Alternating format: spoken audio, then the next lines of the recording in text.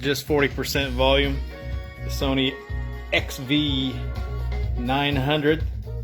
This has a 12.6 inch woofer, 2 mid-range drivers, 2 tweeters in front, a tweeter on each side, and 2 on the back top.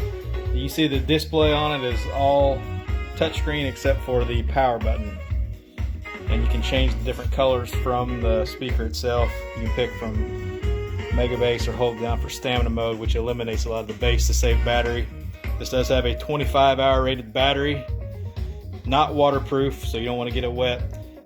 This thing is a big speaker, but I don't like the mega bass, what it does to the sound. There's a custom EQ within the Sony app that I use to boost the bass and the treble.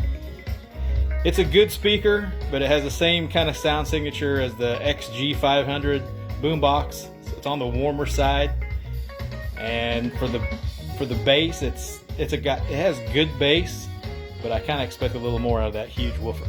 But overall, it's a good speaker. Definitely worth checking out, especially since it has a battery. For something this big to have a battery is very unusual.